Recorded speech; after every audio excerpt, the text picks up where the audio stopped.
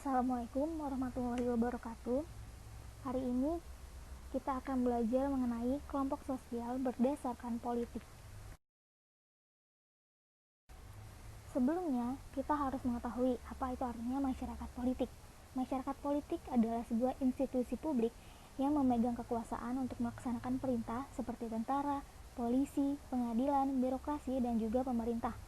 Dengan demikian, masyarakat politik menunjuk pada semua institusi yang biasa disebut sebagai negara. Dalam pengertian lain, masyarakat politik adalah masyarakat yang bertempat tinggal di dalam suatu wilayah tertentu dengan aktivitas tertentu yang berhubungan dengan bagaimana cara-cara memperoleh kekuasaan, usaha-usaha mempertahankan kekuasaan, menggunakan kekuasaan, wewenang, pengendalian kekuasaan, dan sebagainya. Sebelumnya kita juga harus mengetahui yaitu perbedaan antara masyarakat politik dan juga masyarakat sipil, di mana masyarakat politik berarti wilayah kekuatan yang menjalankan fungsi pemeliharaan kontrol sosial politik dalam pengertian yang berbeda, sementara masyarakat sipil merupakan wilayah persetujuan. Nah, selanjutnya terdapat teori Three Sectors Model atau model 3 sektor yang dikemukakan oleh Robert, yaitu ada 3. Yang pertama, sektor negara atau masyarakat politik, dengan pilar pada lembaga-lembaga kenegaraan seperti parlemen, pemerintah, dan lembaga pengadilan. Sektor ini memiliki prinsip yaitu memaksa atau koersi, di mana negara memiliki monopoli dalam menjalankan kekerasan yang gunanya adalah untuk menegakkan hukum dan juga peraturan-peraturan. Misalnya, memaksa ini dalam artian misalnya untuk menarik pajak kepada masyarakat, juga menjamin berlakunya perjanjian dan juga menjaga keagamaan. Yang kedua, terdapat sektor swasta atau sektor pasar, yaitu market sector, dengan pilar pada perusahaan-perusahaan, termasuk bank-bank. Nilai pada sektor swasta adalah mekanisme pasar untuk mendapatkan keuntungan, atau market mechanism for profit.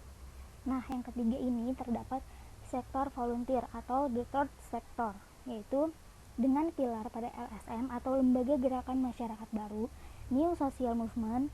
Nilai yang berkembang adalah kesukarelaan atau voluntary, non-profit, dan juga non-coercive, yaitu tidak untuk ada profit atau keuntungan, juga tidak untuk memaksa, tidak ada paksaan dalam sektor volunteer ini.